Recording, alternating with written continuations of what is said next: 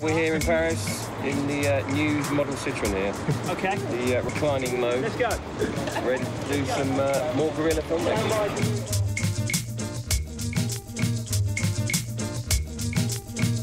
This film is really ambitious. There's so many scenes. I think we have over 40 locations. We shot in London, and we shot in the countryside of England, we shot in Wales, and we shot in Manhattan, and we shot in Brooklyn, and we shot in Paris, and we shot in the south of France. Nice, comfy ride. My holiday's about to begin.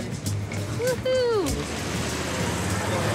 I'm looking at what was noble and great, for this love what caused him to applicate his love. Cars on the way. And Lots of energy. I know my mommy, she gonna grieve. Go, let's be productive. We all know the first take's gonna suck anyway, so we might as well shoot it. I'm just kidding, I'm just kidding. And he got the money, and he got the talk, and the fancy walk just to suit New York. It's love, it's love alone. Hold on a second, I'm putting someone's socks on. Me crown, believe me, Miss Simpson, to renown. He says love, it's love alone. She made me run about a mile, so today working with her makes me want to kill her. My dad is playing my dad. Dangerous casting, one might say. I think Frau Lawrence will be terrified of me because I'm a very, very imposing father. Was bloody beautiful till you worked me up. I did say to James Fox that I was going to get my mum to come and play the Queen, just to balance it up a bit, but my mum's a nurse. Bill, what are we waiting for? Don't get me upset. Sugary snack, Foggy, immediately. What's it?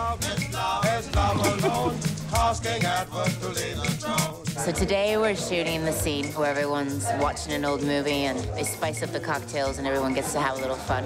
We're probably gonna have more fun than we should have, but this will be the scene when everybody gets to let loose. And he got the money, and he got the talk, and the fancy walk just to suit New York. It's love alone, casting advert to legal throne. You can take me throne, you can take me crown. Believe me, Miss Simpson, to renown. He says love alone, casting advert to legal throne. One of the things that I love, that I'm obsessed with, is camera movement.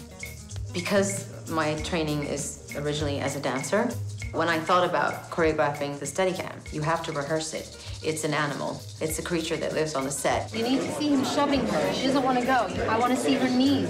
There's a lot of movement in my film, which wasn't necessarily intentional, although a lot of the movies that I was inspired by had a lot of movement, camera-wise. I also didn't know it at the time, but now when I watch the movie, I say, wow, there's a lot of dancing in my movie, but I also wasn't conscious of that when I was writing the script.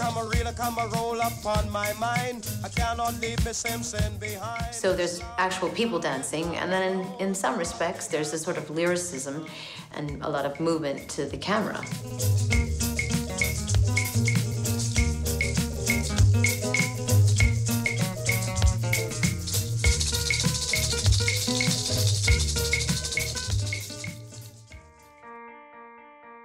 Madonna is a very demanding director. So she wants to try a lot of things. She never satisfied with, let's say, conventional type of filmmaking. Here, following this way, you know what I mean? Where the two of them interact. Okay, good.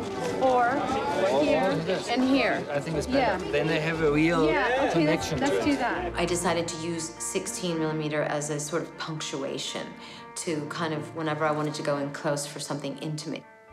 And then, of course, we used Super 8 a lot, but more to evoke a feeling of nostalgia, because whenever you see Super 8 footage, you think home movies. Somebody made this on their own. And so we use that as, you know, flashbacks, almost as if somebody else had been filming that stuff. To see what you can get and what is right for the flashbacks, what is right for this camera, for that camera. And Madonna hired me so I can translate it if she said, oh, I don't know how to do it, but this is what I want. Let's try one more, and this time be very, very restrained. I think the major input comes from the director. It's through discussions and days and nights and days and nights. And there is no stone unturned. Em's read every publication that there's been about Wallace, and I think understands her in a very specific way.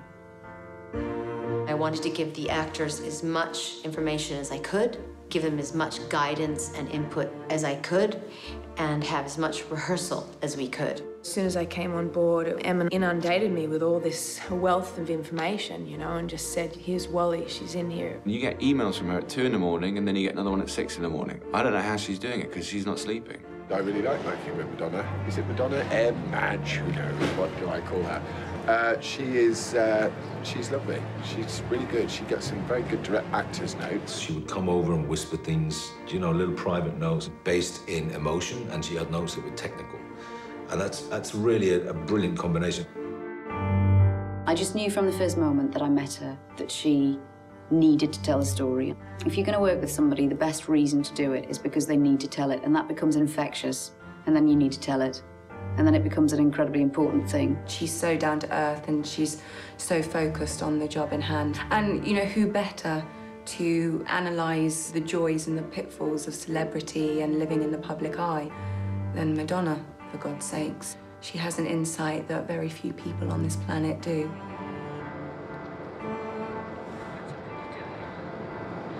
And what?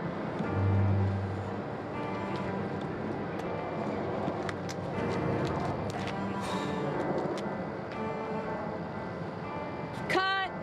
Great. All right, got it.